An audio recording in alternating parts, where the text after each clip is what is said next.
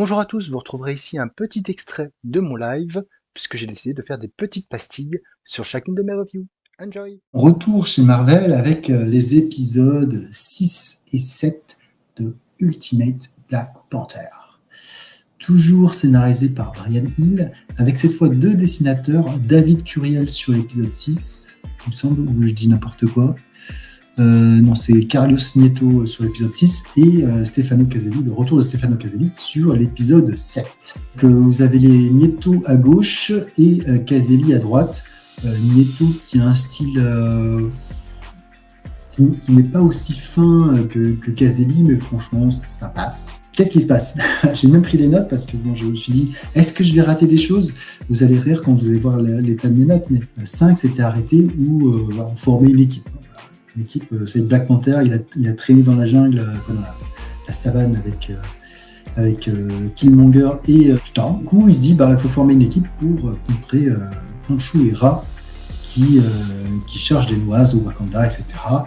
Et justement, ils avaient, à l'aide d'une personne qu'ils avaient hypnotisée, envoûtée, maraboutée, je ne sais pas exactement quel terme qu'on pourrait utiliser, ils avaient volé un bout de l'élément secret dont personne ne sait à quoi il sert et qui semblait avoir des pouvoirs illimités, croissance illimitée, en tout cas des pouvoirs sur la matière organique. Donc, notre bon ami Khonshu se rend un petit peu partout en Afrique et dès qu'il y a un malheur, il est là, donc il va guérir un garçon, etc. Il va faire un certain nombre de choses comme ça. Et ça, forcément, ça revient aux oreilles de Black Panther qui commence à voir que les ennemis, ils commencent à recruter des personnes parce que en faisant des miracles, il y a une espèce de foi religieuse qui s'installe et du coup les gens les suivent et donc ils vénèrent le dieu Khonshu plutôt que d'autres dieux, etc.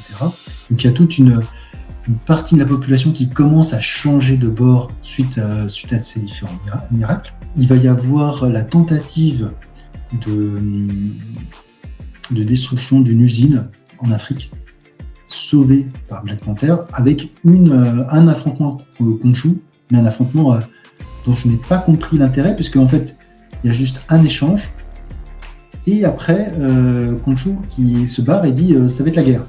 Je me dis, pourquoi ils n'ont pas continué à se taper jusqu'à ce qu'il y en ait un qui soit KO? Je me suis dit, mais c'était pas très très logique, j'ai pas compris. Bref. Surtout côté Black Panther, je me suis dit, mais si il met à mal son adversaire, c'est fini quoi.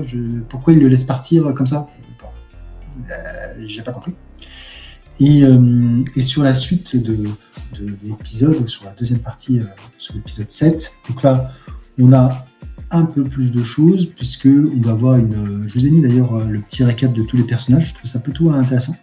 On va avoir une discussion entre Black Panther et la grande prêtresse qui va lui soumettre plusieurs idées, notamment le fait que le vibranium n'est peut-être pas ce à quoi il pense. Peut-être autre chose derrière et que sa logique scientifique l'exclut peut-être de certaines possibilités. Donc Black Panther commence à réfléchir, etc. Puis après de la baston contre encore des agents de Ra et de Khonshu et Black Panther qui va envoyer un message clair à nos deux antagonistes en disant voilà, on est là, ça va être la guerre. J'ai l'impression que sur cette série, l'auteur n'a pas grand-chose à dire. Véritablement, parce que l'action on est au 7e épisode, mais ok, ça fait depuis le premier épisode, ils sont en train de détruire Wakanda, de faire des actes terroristes, de soumettre la population, de la convertir.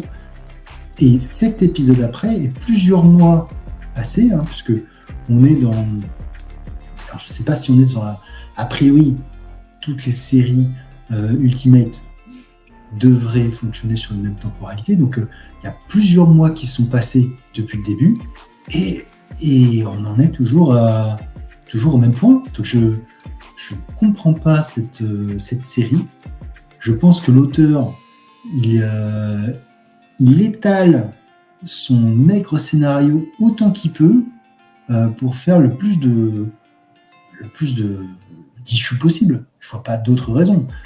Il y a pas assez de tension, il n'y a pas assez de sous-entendus, il n'y a pas assez de choses qui pourraient vraiment rendre l'ensemble plus sérieux.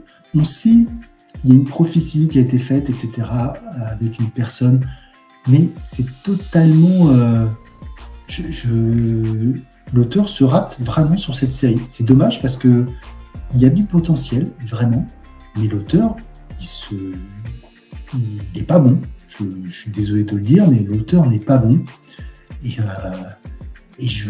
Alors, il me semble que c'est lui qui avait écrit Fallen Angel, de triste mémoire, mais voilà, comme quoi on laisse toujours sa chance à un scénariste, il peut se rater sur un truc, mais là, vraiment, il se rate partout, là. Très, très mitigé sur cette série Black Panther, et pourtant, j'adore Black Panther.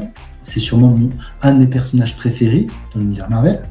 Et là, il y a tout ce qu'on pouvait retrouver dans les anciennes séries, ou même dans le film, voilà, le personnage, il y a les films, il est devenu ultra populaire. Dans les comics, c'est un peu plus compliqué, mais les films, on aurait pu faire un truc vraiment calqué sur le film, avec une vision, etc. Mais l'auteur se rate complètement.